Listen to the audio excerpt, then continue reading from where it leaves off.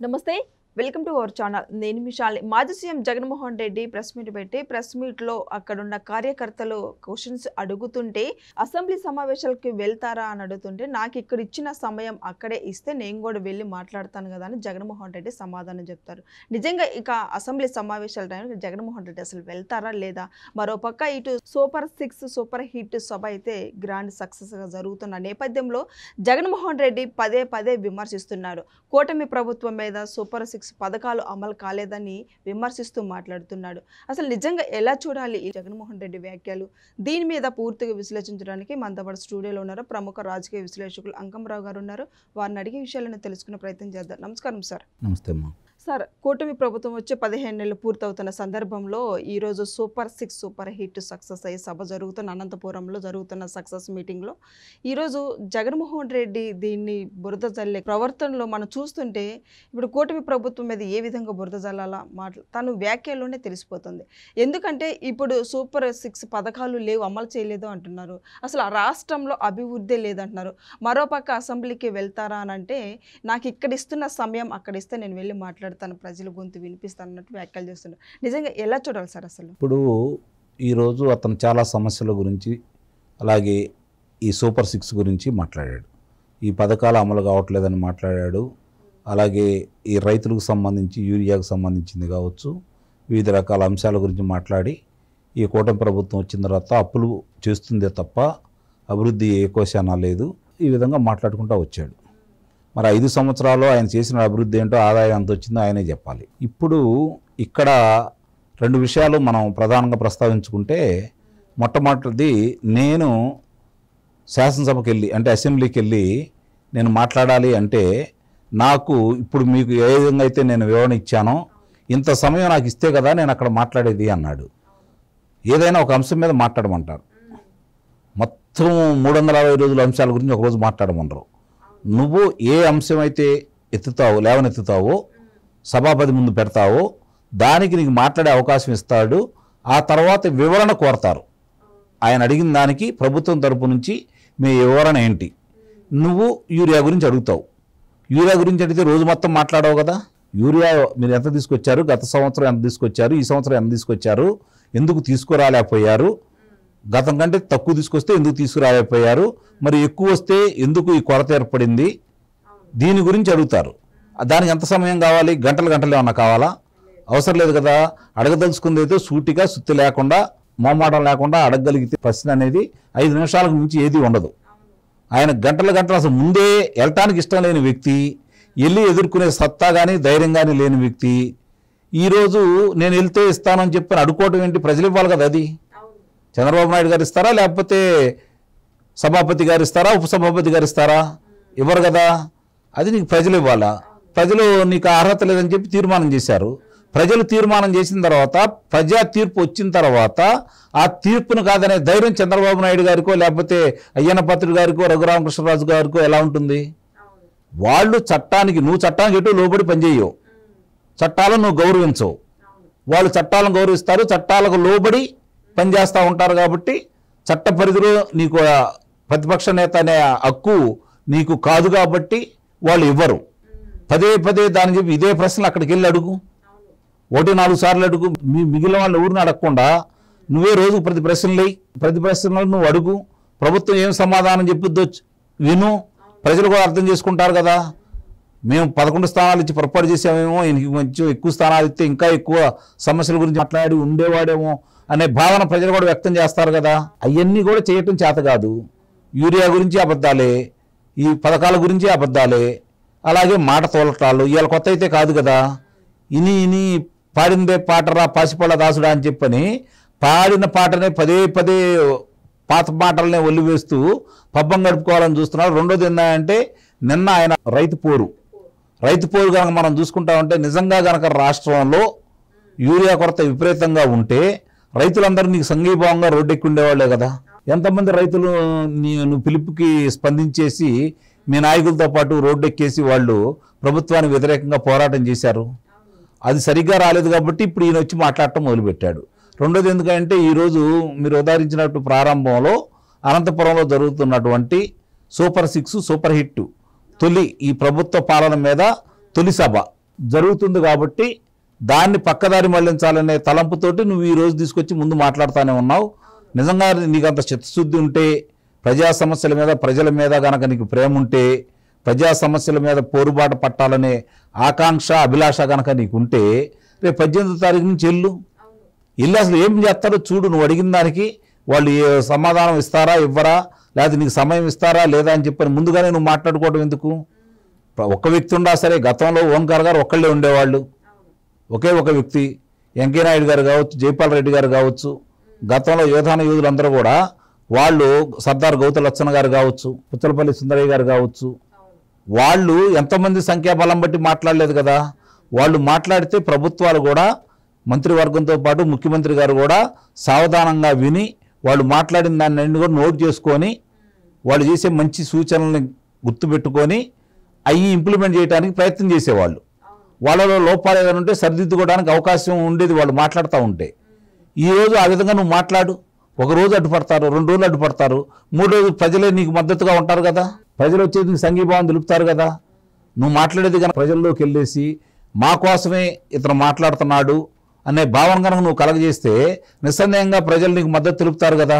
అప్పుడు ప్రభుత్వాలు కూడా పునరాలోచించుకుంటాయి కదా. కానీ ఆ అంశాల గురించి ఎత్తడు, నోరు జారుతాడు. ఇవాళ కూడా బాబు గారిని మాట తూలాడు. అంటే ఎప్పుడు ఆయన పందా మారిద్దని కానీ అతని మనసు మారిద్దని కానీ మనం అనుకో. ఇక ఈ సూపర్ 6 హామీలకు వచ్చేతలకి సూపర్ హిట్ సూపర్ 6 అనే దాని మీద ఈరోజు అనంతపురంలో పెద్ద సభ ఏర్పాటు చేశారు. చాలా స్పష్టంగా చంద్రబాబు నాయుడు గారు రైతుల్ని, మహిళల్ని, యువత యువకుల్ని, శ్రేణుల్ని, అలాగే వాళ్ళతో పాటు కలిసి ప్రయాణం చేస్తున్నటువంటి జన సైనికుల్ని, కమలదళాలని అందరిని కూడా వాళ్ళందరికీ కృతజ్ఞతలు తెలుపుతూ, అభినందనలు తెలుపుతూ ఇంత పెద్ద సభ ఈ విధంగా కావడానికి కారణం ఇప్పటి వరకు ఏం చేశాం. ఇప్పుడు 6 పథకాలు ఆ రోజు మేము హామీలు ఇవ్వడం కూడా జరిగింది. 4 పూర్తి చేసాం. త్వరలో మిగిలిన 2 కూడా పూర్తి చేస్తాం. దీనికి వచ్చినటువంటి సాధక బాధలు ఏంటి, ఆర్థిక ఇబ్బందులు ఏంటి, అయినా సరే ఎలా ముందుకు వెళ్తున్నాం అని చెప్పని ఆయన వివరంగా విడమర్చి ప్రజలకు చెప్పాడు. గతంలో కూడా శాసనసభ సాక్షిగా రాష్ట్ర ఆర్థిక పరిస్థితి గురించి ఒక శ్వేతపత్రాన్ని విడుదల చేస్తూ, ఇదిగో ఆర్థిక పరిస్థితి ఎలా ఉంది, దీన్ని అధిగమించి మేము రేపు ఇవ్వాలనుకున్న కొన్ని ఆలస్యమైనా సరే మేము ఇస్తాము, అంతే తప్ప మాట తప్పం, ప్రస్తుతం అప్పులు తీసుకొచ్చేసి నేను ఈ పథకాలకు ఇవ్వాలని కోరికలో నేను లేను అని చెప్పని ఆయన చాలా స్పష్టంగా చెప్పేసి ఈరోజు తల్లికి వందనం, ఇంట్లో ఎంతమంది పిల్లలు ఉంటే అంతమంది చదువుకోవటానికి అవకాశం కలగజేసి ఒక్కొక్క పిల్లవాడికి 1వ తరగతి నుంచి 12వ తరగతి వరకు 13,000 రూపాయలు ఆ తల్లి ఖాతాలో జమ చేస్తున్నాడు. ఎంతమంది ఉంటే అంతమందికి ఇస్తూనే ఉన్నారు. గతంలో మీరు ఒక్కరికే ఇచ్చారు, వ్యత్యాసం వాళ్ళకి తెలుసు. కాబట్టి మీ వాళ్ళు వెళ్ళి అడిగితే వాళ్ళే సమాధానం చెబుతారు, ప్రజలే లబ్ధిదారులే సమాధానం చెబుతారు. ఆ రోజు పార్టీని దృష్టిలో పెట్టుకొని వృద్ధులైనా, వితంతువులైనా, ఒంటరి మహిళలైనా కూడా వాళ్ళకి మీరు పింఛన్లు ఇవ్వలేదు. వాళ్ళు తెలుగుదేశం పార్టీకి ఓటేశారనో లేదా ప్రతిపక్షాలకు ఓటేశారనో వాళ్ళకి కోతలు వేసేసి మీకు అర్హులు కాని వాళ్ళందరికీ కూడా మీ ఇష్టం వచ్చిన వాళ్ళ పేర్లు రాసుకొని డబ్బులు తీసుకున్నారు. ఇప్పుడు ఆ అంశాలన్నీ వెలికి చూపిస్తూ ఉన్నారు. కాబట్టి దాని మీద మాట్లాడే అర్హత మీకు లేదు. సామాజిక పింఛన్ల గురించి మాట్లాడే అర్హత మీకు లేదు. అలాగే దీపం పథకం కింద ఈరోజు 2 సిలిండర్లు ఇచ్చారు, సంవత్సరానికి 3 ఇస్తామన్నారు, వాళ్ళ హామీని నెరవేర్చుకుంటూ వెళ్ళిపోతానే ఉన్నారు. స్త్రీశక్తి కింద ఈరోజు ఉచిత బస్సు ఏర్పాటు చేశారు. అలాగే ప్రభుత్వం వచ్చిన తర్వాత ఈ యూరియా గురించి కూడా ఆయన అంశాన్ని కూడా ఎత్తడం కూడా జరిగింది. ఇప్పుడు గతంలో ఎంత ఇచ్చారు, ఇప్పుడు ఎంత ఇచ్చారు, ఈ రోజులకి గతంలో ఎంత దిగుబడి చేసుకున్నారు యూరియా, ఇప్పుడు ఎంత దిగుబడి చేసుకున్నారు. గతంలో 5 లక్షల చిల్లర తీసుకుంటే ఇప్పటికీ 6 లక్షల చిల్లర ఇప్పటి వరకు యూరియాని దిగుమతి చేసుకోవడం కూడా జరిగింది. అది అందరికీ పంపించడం కూడా జరిగింది. కాకపోతే ఏంటంటే గత సంవత్సరానికి ఈ సంవత్సరానికి వ్యత్యాసం ఏంటంటే సాగు పెరిగింది, దానివల్ల వినియోగం కూడా పెరుగుతుంది. కాబట్టి దానికి కొంత కొరత ఏర్పడిన మాట వాస్తవమే. సంపూర్ణంగా అందజేశారని మనం చెప్పం, కానీ వాళ్ళు గోల చేస్తున్నంత మాత్రం కాదు. జగన్మోహన్ రెడ్డి కొన్ని వ్యాఖ్యలు చేశారు. కుప్పంలో రైతులకి యూరియా కొరత ఉంది, చాలా ఇబ్బందులు పడుతున్నారు రైతులు అన్న వ్యాఖ్యలు చేస్తున్నారు. వాళ్ళ హయాంలో ఉన్నప్పుడు యూరియా కొరత లేకుండా చూసుకున్నారంట రైతుల్ని. ఏమంటారు సార్ దీని మీద? ఇప్పుడు యూరియా కొరత లేకుండా చూసుకున్నారు అంటే మామూలుగా 10 మంది ఉన్నారు అనుకోండి, ఒక మనిషి ఉన్నప్పుడు సౌకర్యాలు వేరు, 10 మంది ఉన్నప్పుడు సౌకర్యాలు వేరు. వాళ్ళు ఉండగా ఏం చేశారు అంటే రైతులు క్రాప్ హాలిడే ప్రకటించారు అన్నప్పుడు వ్యయం ఎట్లా ఉంటుంది? ఇప్పుడు అవన్నీ సాగు చేసుకుంటున్నారు కాబట్టి సాగు విస్తీర్ణం పెరిగింది, అవసరాలు కూడా పెరుగుతాయి కదా. వీళ్ళు గత సంవత్సరాన్ని దృష్టిలో పెట్టుకున్నారు. వీళ్ళు ఈ సంవత్సరం వచ్చిన తర్వాత పంట కాలాలు కావచ్చు, మెయిన్కి అలవన్స్ కావచ్చు, శుభ్రం చేసుకుంటూ వచ్చారు. ప్రవాహం పెరిగింది, దానికి వరుణ కూడా కటాక్షం చూపించాడు ఆంధ్ర రాష్ట్రం మీద, విస్తారంగా వర్షాలు పడ్డాయి. రెండోది చాలామందికి అర్థం కాని విషయం ఏంటంటే ముందేసిన పంటలు పోయినాయి. మళ్ళీ మామూలుగా వరి సంబంధించి ముందుగా ఎదబెట్టే దాంట్లో మళ్ళీ పెట్టుకోవడం కూడా జరిగింది. చాలా వరకు వర్షాల వల్ల పోవడం కూడా జరిగింది. మళ్ళీ ఎదబెట్టారు. ఆ కొంతముందే వర్షాలు లేక తర్వాత ఇప్పుడేమో ఎదబెట్టడం కూడా జరిగింది. దానికి కొంత అదనంగా యూరియా వాడటం కూడా జరిగింది. ఇవన్నీ కూడా పరిగణలో తీసుకుంటే ఈ ప్రభుత్వం లెక్కలు ఎలా ఉంటాయి, గత సంవత్సరం ఎంత ఉంది, మనం ఎంత అధికంగా తెచ్చామని చెప్పని అనుకున్నారు.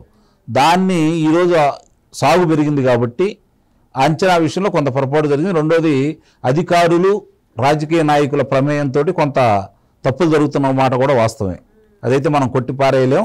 ప్రభుత్వాన్ని చెడ్డపేరు తీసుకురావడానికి అధికారులు మాకేమో వస్తాయి దీంట్లో అని చెప్పని స్వార్థంతో రాజకీయ నాయకులు చేస్తున్నందువల్ల నిజమైన రైతులు ఇబ్బంది పెడుతున్నారు. ఇవాళ గ్రామాల్లో చూసుకుంటా ఉంటే భూ యజమాని ఎంతమంది ఈరోజు వ్యవసాయం చేస్తున్నాడు, ఇది గమనించుకోవాలి. అంటే ఇక్కడ యజమానికి అంటే భూమి ఉన్నటువంటి యజమానికి భూతల్లికి మధ్య దూరం పెరిగిన మాట వాస్తవం. భూమిని నమ్ముకొని ఆ రోజు రైతులు వ్యవసాయం చేసుకుంటూ ఉండేవాళ్ళు. ఈరోజు ఈ పెరిగిన ఖర్చులను దృష్టిలో పెట్టుకొని వ్యవసాయం చేయలేక ఎవరైతే ఉన్నారో భూమికి సంబంధించినటువంటి వాళ్ళు కౌలుకిచ్చుకునే వాళ్ళు ఎక్కువ మంది అయ్యారు. కాబట్టి వాళ్ళకేంటి దిగుబడి రావడం కోసమే ప్రయత్నం చేస్తారు వాళ్ళు. కాబట్టి అధికంగా కాంప్లెక్స్ ఎరువులు వాడతారు, యూరియా వాడతారు, క్రిమిసంహారక మందులు వాడతారు. వాళ్ళు ఖర్చులు పెంచుతున్నారు. రెండోది భూమిని కూడా నాశనం చేస్తున్నారు. ఇది కూడా గమనించుకోవాలి. ఇంత అంటే ఇవన్నీ కూడా నిజంగా రైతు వ్యవసాయం చేస్తే ఇన్ని ఇబ్బందులు అయితే ఉండవు. వ్యవసాయం చేసే రైతుల సంఖ్య తగ్గిపోతూ ఉంది.